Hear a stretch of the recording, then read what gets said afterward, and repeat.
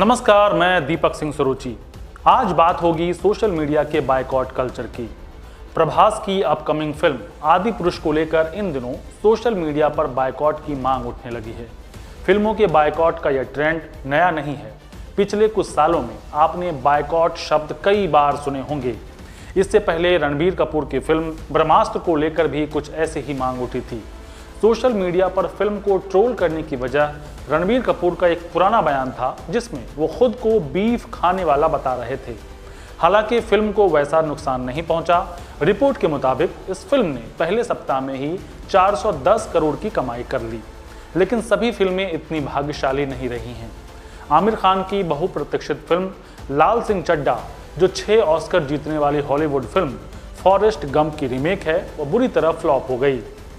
180 करोड़ के बजट से बनी यह film world wide box office पर 130 करोड़ रुपए की ही कमाई कर सकी। इस फिल्म के बायकॉट की वजह लोगों के मन में आमिर और करीना को लेकर फैली नफरत थी। इससे पहले अक्षय कुमार की रक्षाबंधन, सम्राट पृथ्वीराज, तेलुगु स्टार विजय देवरकोंडा की लाइगर, अनुराग कश्यप और तापसी पन्नू की दोबारा और कंगना रनौत की बिग बजट फिल्म धाकड़, इन सभी फिल्मों को बायकॉट कल्चर की वजह से भारी नुकसान झेलना पड़ा है। लेकिन क्या फिल्मों के बायकॉट से सिर्फ अभिनेता, अभिनेत्री या निर्देशकों का ही नुकसान होता है? एक फिल्म को बनाने में कई लोगों की मेहनत होती है, फिल्में बनाने से लेकर सामान उठाने तक। ऐसे में फिल्मों के फ्लॉप होने से अभिनेता, अभिनेत्री या निर्देशक से ज्यादा नुकसान आर्थिक रूप से कमजोर उन परिवारों का होता है जिनकी कमाई करोड़ों में नहीं बल्कि हजारों में होती है। ऐसे में बिना सोचे समझे फिल्मों के बायकॉट करने का ट्रेंड कितना घातक है, आज इसी मुद्दे पर होगी बात आपके अपने कार्यक्रम मसला क्या है में।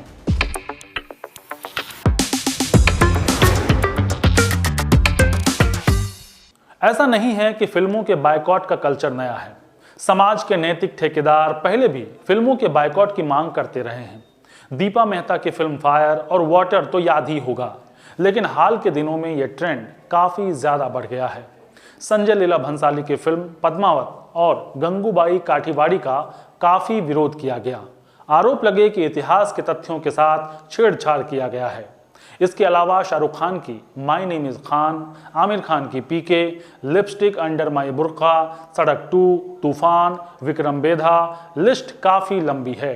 कुछ दिनों पहले तक लोगों में एक धारणा यह भी बन गई थी कि इस तरह के ट्रेंड जानबूझकर चलाए जाते हैं जिससे उनकी फिल्मों की पब्लिसिटी हो। वो कहावत है ना, any publicity is a good publicity.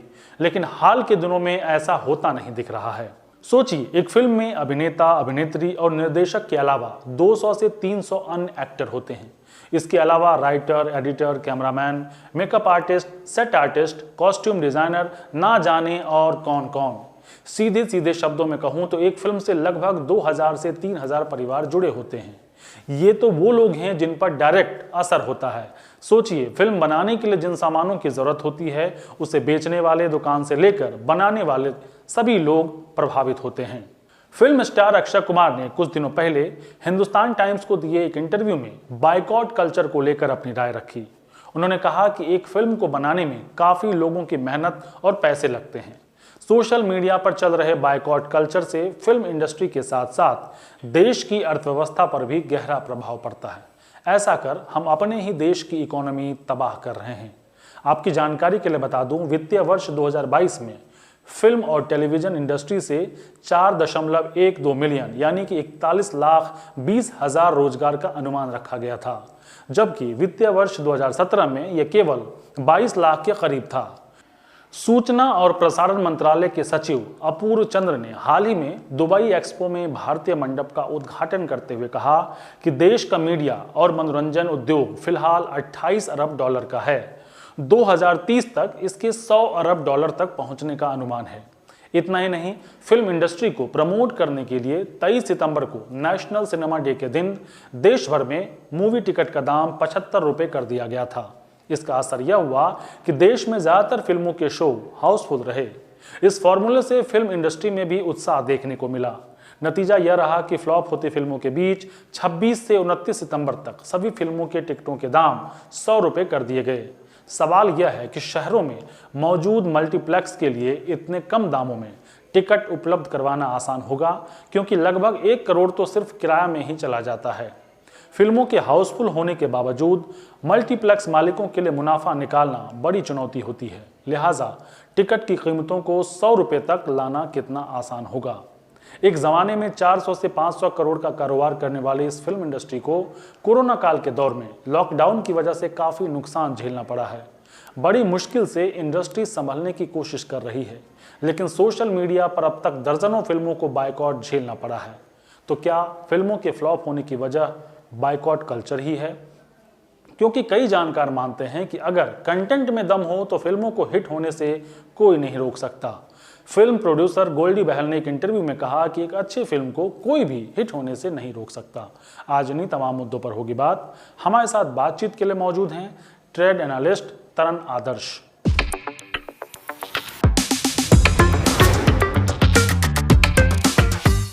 हमारे साथ जुड़ने के लिए तरन आदर्श जी आपका धन्यवाद। सबसे पहला सवाल आपसे ये है कि जो हाल के दिनों में आप देख रहे हैं कि बॉलीवुड की कोई भी फिल्में आए उसको लेकर सोशल मीडिया पर बायकॉट ट्रेंड करने लग जाता है, चाहे वो अभी मौजूदा जो ट्रेलर है आदि पुरुष का जो आया है, फर्स्ट लुक जो आया है, या फिर उससे पहले रणबीर कपूर की ब्रह्मास्त्र बात कर लीजिए, लाल सिंह चड्ढा।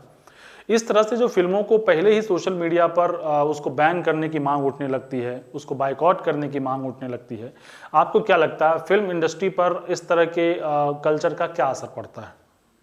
देखिए, जो बॉयकॉट ट्रेंड अभी ऑफ लेट बहुत सुनाई दे रहा है हमें कि भाई इस फिल्म को बॉयकॉट करो, इस एक्टर को बॉयकॉट करो, और ये पिछले कुछ महीनों से हम ये जो आवाजें हैं ये ज्यादा सुनाई दे रही है, खासकर सोशल मीडिया पर।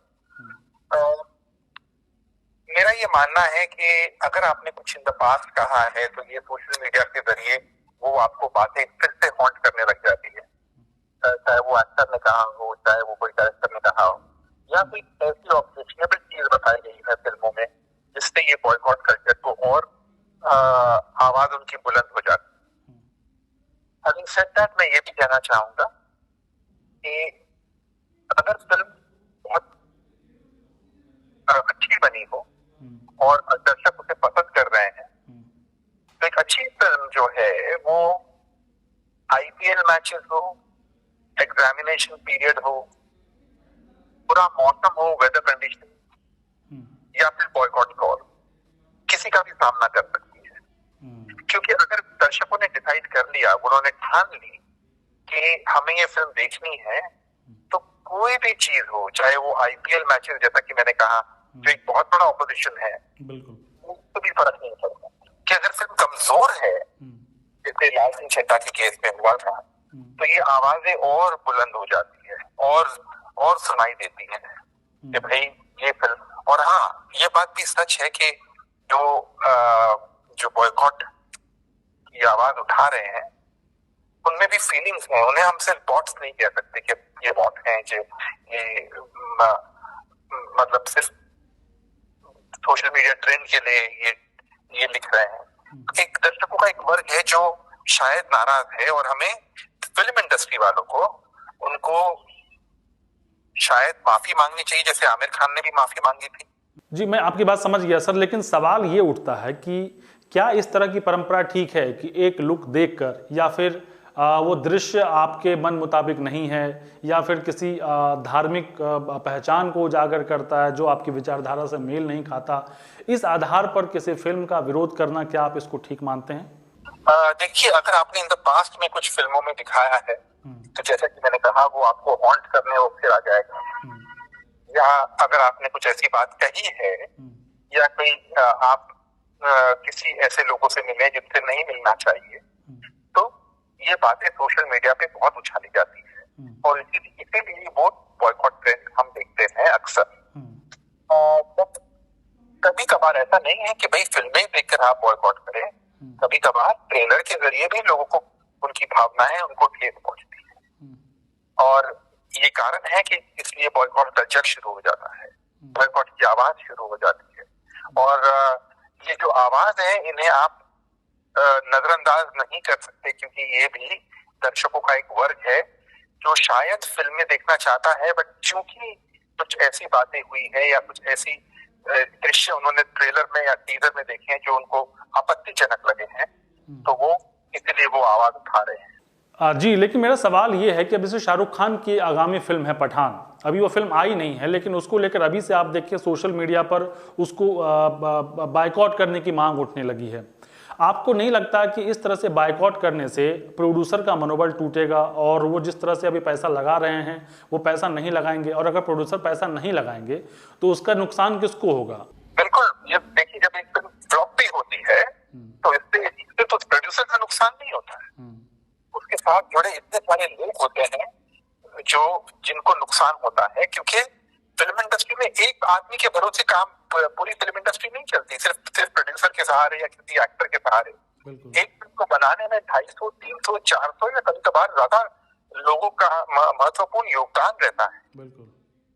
और दूसरी बात ये भी है कि भाई आप जब एक फिल्म को बॉयकॉट करते हैं तो उसके साथ में बहुत सारे लोग हैं जो जुड़े हैं उस फिल्म के साथ। एट द सेम टाइम मैं ये भी कहना चाहूंगा कि दर्शकों को उनको जो एक्टर्स हैं या प्रोड्यूसर्स हैं उन्हें ये एटीट्यूड नहीं दिखाना चाहिए कि भाई आपको अगर नहीं देखनी है तो फिल्म मत देखिए, आपको हम नहीं कह रहे सिनेमा घर आने के लिए मत देखना है तो मत देखिए, ऐसे स्टेटमेंट नहीं उछालने चाहिए। या अभी हाल ही में लाइगर एक फिल्म आई थी, उस वक्त विजय देवरकोंडा ने एक स्टेटमेंट कहा था कि अगर आपको सिनेमा घर में नहीं देखना है तो आप टीवी पे देख लीजिए, मोबाइल पे देख लीजिए। मुझे ये स्टेटमेंट बहुत बुरा, मुझे खुद को, मैं फिल्म इंडस्ट्री का एक हिस्सा हूँ और विजय भी फिल्म इंडस्ट्री का हिस्सा है, पर मुझे वो बात बहुत बुरी लगी। क्यों बुरी लगी? क्योंकि आपके प्रोड्यूसर ने 100 करोड़ 125 करोड़ जो भी करोड़ कितने भी करोड़ लगाए हैं, इसलिए नहीं लगाए हैं कि आप सिनेमा घर में मत देखिए, ऐसे स्टेटमेंट पास नहीं करते, ऐसे एटीट्यूड नहीं दिखाते, ये टेरिबल एटीट्यूड माना जाता है, ये बचपना कहते हैं। तो ये मेरा मानना है कि कुछ कहीं ना कहीं एक्टर्स को या किसी फिल्म मेकर को भी एक लाइन ड्रॉ करनी पड़ेगी कि ये हम नहीं कहेंगे। और ये मैंने लिखा है इसके बारे में कि भाई एक्टर्स को सिर्फ फिल्मों की बात करनी चाहिए, सिर्फ फिल्मों को। एक जमाना था जब मैं 1980s में, जब मैंने फिल्म इंडस्ट्री में एज अ जर्नलिस्ट कदम रखा था, 1980s की बात कर रहा हूँ, तब उस वक्त हम देखते थे कि जो बड़ी बड़ी फिल्में थी, चाहे वो अमित जी की थी, धर्म जी की थी, शशि कपूर जी की थी, शत्रुघ्न सिन्हा की थी, बड़ी से बड़ी फिल्में और बड़े से बड़े स्टार्स की फिल्में सिर्फ पोस्टर्स के जरिए, सिर्फ ट्रेलर के जरिए कामयाब पब्लिसाइज की जाती थी, मार्केट की जाती थी। और वो पिक्चरें बहुत चलती भी थी, गोल्डन जुबली 100 वीक्स भी चलती थी। अभी अगर वर्तमान में आदि पुरुष की बात करें, कहना चाहूंगा अगर फिल्म में दम है तो वो किसी भी तूफान का सामना कर सकती, चाहे वो आईपीएल मैचेस। हम एक जमाना था, मैं बात कर रहा हूँ करीबन कुछ साल पहले की, जब हम कहते थे कि अरे आईपीएल के दौरान फिल्मों को नहीं लगाना चाहिए, क्या क्योंकि उससे बिजनेस पे बहुत फर्क पड़ता है, कलेक्शन में बिल्कुल गिरावट आ जाती है। बट ऐसा नहीं हुआ, आईपीएल भी लोग देखते थे और अच्छी फिल्म थी तो वो सिनेमा घर भी जाते थे लोग देखने के लिए। जी, अभी हाल में जो बात करें, जो अभी बायकॉट ट्रेंड कर रहा है वो आदि पुरुष को लेकर, और वो सवाल उठ रहा है जो सैफ अली खान का लुक है रावण वाला, उसको लेकर।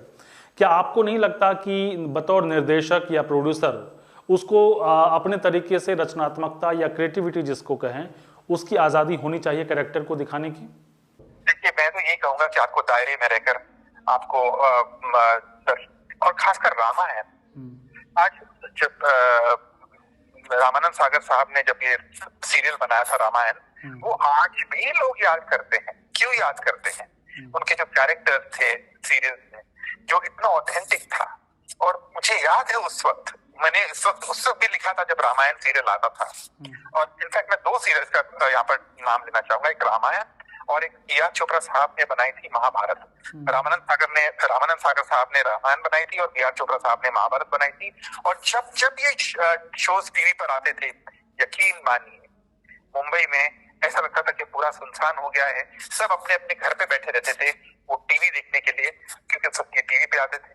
और उस वक्त ये जो कहते हैं ना कि सारे सिनेमा घर, उस वक्त भी बिजनेस बहुत फर्क पड़ जाता था उन शोज में, क्योंकि ये जो सीरियल्स थे वो इतने दिल को पसंद आ गए थे और दर्शक वाकई में इन सीरियल्स की राह देखते थे, क्योंकि इतनी ऑथेंटिसिटी से, इतने सच्चाई से उन्होंने, इन दोनों फिल्म मेकर्स ने उसे पेश किया था, ये रामायण को भी और महाभारत को। तो ये जो अगर आप कहते हैं कि कहीं ना कहीं जब चाहे वो आदि पुरुष हो या कोई भी फिल्म जो आने वाली है फ्यूचर में, आप कैरेक्टर से डिविएट मत होइए, आपके जो लुक्स हैं उसको डिविएट मत करिए, उससे हटके कुछ अलग बताने की कोशिश मत करिए, क्योंकि हम भगवान राम सीता माता, हनुमान जी, ये सब हमारे लिए हमारे दिल में है। मतलब आप ये कह रहे हैं कि एक डायरेक्टर जो है वो किसी कैरेक्टर को कैसे दिखाए, उसकी आज़ादी उसे नहीं होनी चाहिए।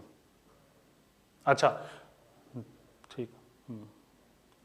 तो कुल मिलाकर आपकी आज की बातचीत से जो समझ में आया कि दर्शक हो, निर्देशक हो, उनको जो लोगों की भावनाएं हैं उसका ख्याल ज़रूर रखना चाहिए, क्योंकि आप जिस समाज को जो कुछ दिखाने जा रहे हो उसके विश्वास के साथ किसी तरह का खिलवाड़ नहीं होना चाहिए। ये बतौर निर्देशक और प्रोड्यूसर आपकी जिम्मेदारी बन जाती है। आप हमारे साथ आज बातचीत के लिए जुड़े, इतनी अच्छी जानकारी दी, इसके लिए बहुत बहुत धन्यवाद। नमस्कार।